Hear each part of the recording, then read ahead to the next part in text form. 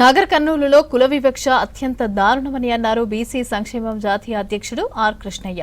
దైవ దర్శనానికి వచ్చిన రజక కుటుంబంపైన దాడి హేయమైన చర్య అని చెప్పారు. పోలీసులు వెంటనే ఎఫ్ఐఆర్ నమోదు చేసి కఠినంగా శిక్షించాలని అన్నారు. దోషులను శిక్షించకుంటే రాష్ట్ర వ్యాప్తంగా పోరాటం చేస్తామని హెచ్చరించారు ఆర్ కృష్ణయ్య.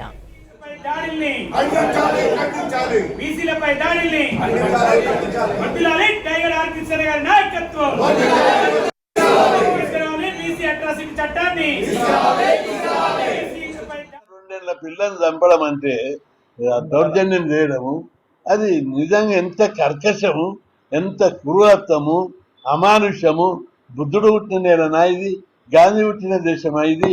స్వామి వివేకానందుడు ఉపదేశాలు ఇచ్చిన దేశమా ఇది అని చెప్పి అనేక మంది మహాత్ములు వేదాలు ఉపనిషత్తులు మనం చెప్పుకునే ఇవన్నిటి లోపల ఇంత దౌర్జన్యం జరిగితే సరికాదు.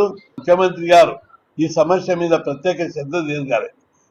బీసీల మీద దాడులు దౌర్జన్యాలు పెరిగినాయి కాబట్టి మీరు వీటిని అధికారంలో మీరున్నారు. బీసీలకు అన్నింటిలో అన్యాయం జరిగిందని తెలిసిపోయింది.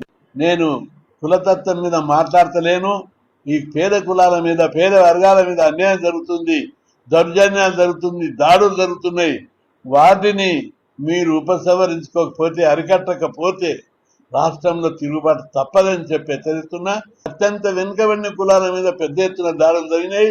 వీటన్నింటిని కలుపుకొని ఇప్పుడు ప్రస్తుతం చిన్న పసిపిల్లను కూడా మీరు కర్కశంగా, క్రూరత్వంగా చనిపోయేటట్టు చేసినటువంటి సంఘటనకు నిరసనగా ఈ నెల 20న రాష్ట్ర వ్యాప్తంగా ప్రదర్శనలు, ధర్నాలు చేపట్టాలని చెప్పి దీనికి బీసీ సంఘాలు, కుల సంఘాలు ప్రతి ఒక్కరి ఆత్మగౌరవ పోరాటం, దీనికి మనం అందరం మద్దతుగా పోరాడాలని చెప్పి